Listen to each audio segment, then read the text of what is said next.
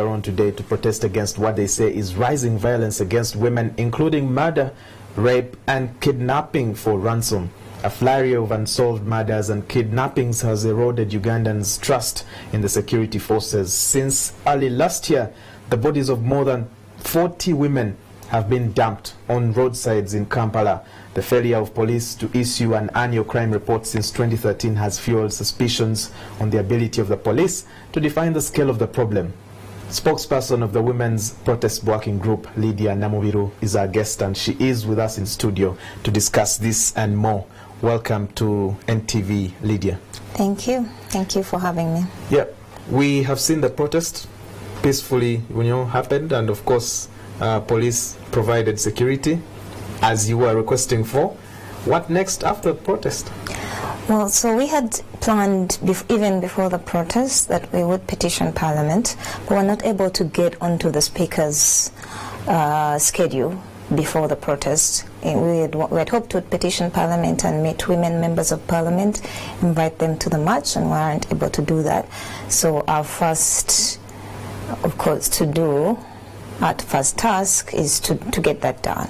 We'll be petitioning Parliament, and we hope to meet the women members of Parliament, and hopefully work out a cooperation in which we make the safety of women, the general welfare of women, consistently, permanently a central issue in public life and policy. Okay, issues affecting women, of course, the other day you were highlighting, across all sectors, including in the justice system.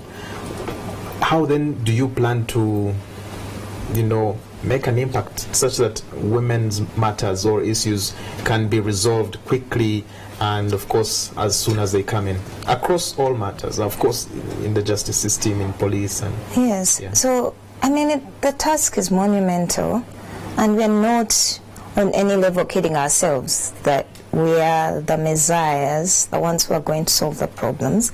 There's been a women's movement, is tackling a lot of that, especially basic rights things, and continues to do so, and we're going to trust it to continue to do so. Things like education, health, and such matters.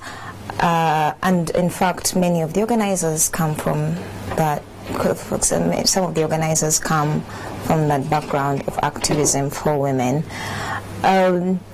But within the justice system, we do really feel that this is urgent. Well, when criminals start to target women, it's time for change. And we know some issues for sure that are contributing to it. We feel that police has failed in terms of community policing. Police has failed in its and continues to fail in its relationships with communities. So I think we'll focus more on pushing for visibility of vulnerable communities, of communities where there are high crime rates, especially in terms of women. But we do not hope to solve every problem, and we're not going to try to. And you have to remember, we are not even an organization. Yeah. We're just a group of 17 citizens who just at some point felt this is insane. 42 women died, and that was just slid under the rug, like it didn't happen.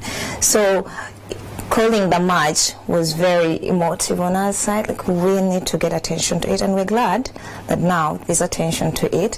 If you came to the march, the police director for community policing was there, because the ambassadors were there. So for us, we're not sure how much more we'll be able to do, considering we're just like a loose collective with other full-time jobs elsewhere, multiple jobs for some of the people who are on the organizing committee. No jobs, but have to look for jobs.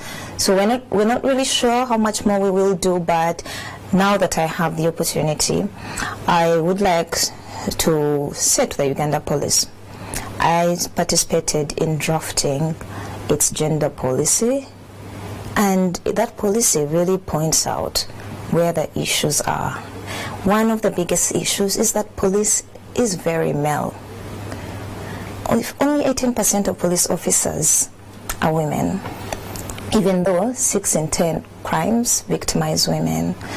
And so the police should try to attract more women into the force, such that women's issues are front and center at every police station. The police leadership is very male. I mean, every time you ask, is there any police leader who is a woman? They say, oh, Grace Akulo.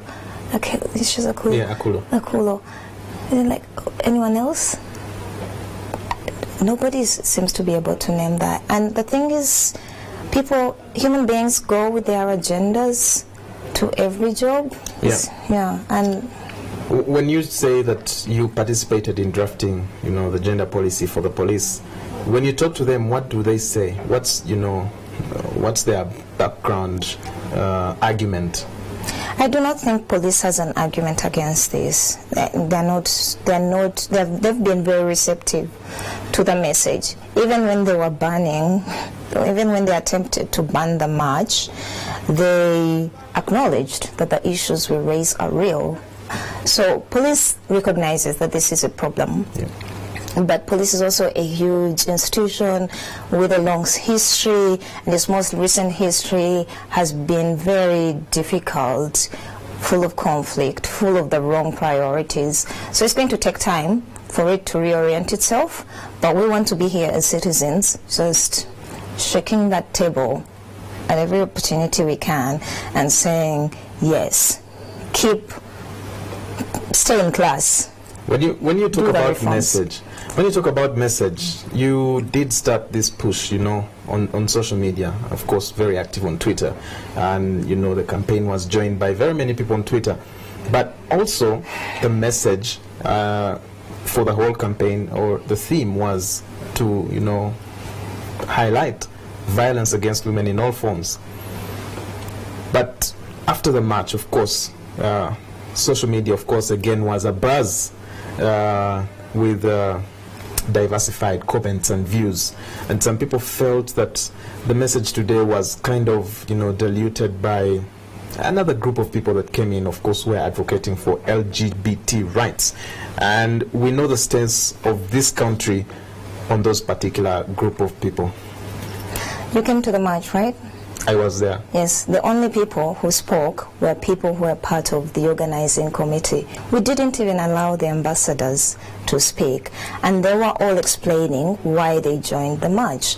So the lady who spoke, the lesbian lady who spoke, is actually was the organizers. These are the people who are most moved by the fact that these murders remained unresolved.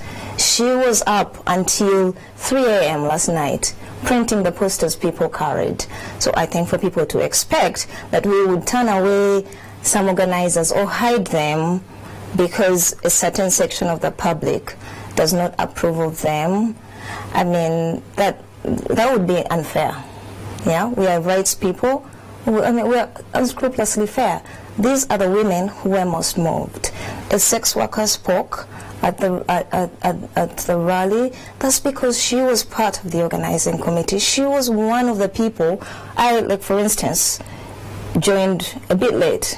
I joined the organizing committee a bit late. Those are the women who invited me to it, who said, we are very concerned about this, right? Can you come? You have a bit of a voice, come, right? So if people are dismayed, they need to question themselves. Because if these people you don't approve of had the conscience to call this march, what do you think of yourself?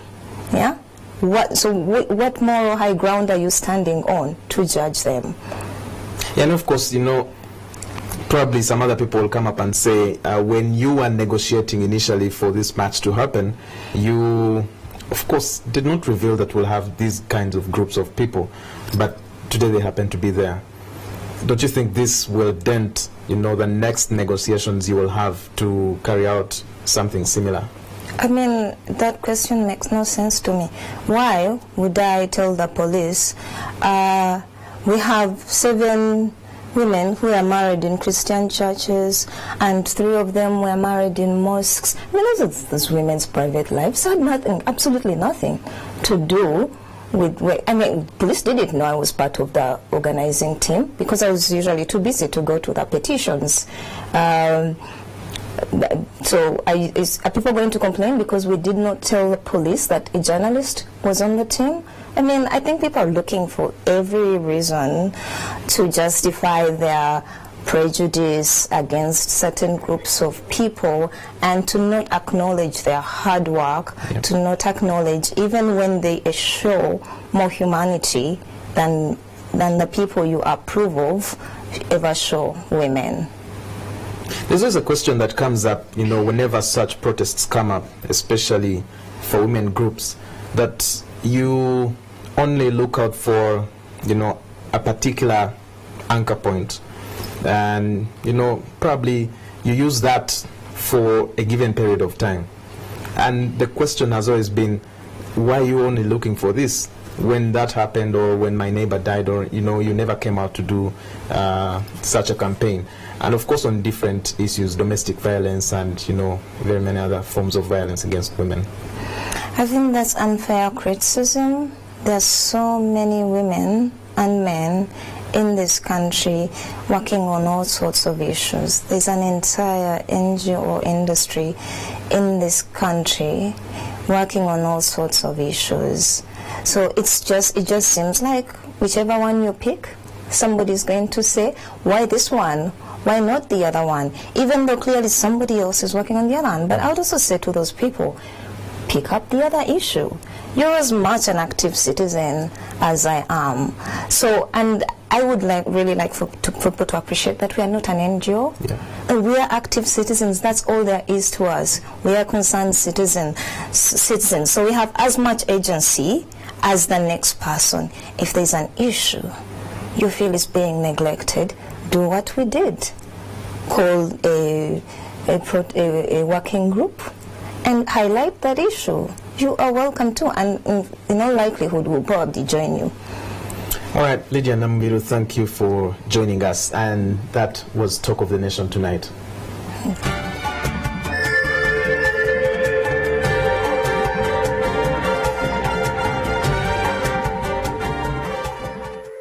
Newsbite is brought to you by Safe Drive Uganda, improving road safety. Information in the report, one, is not representative.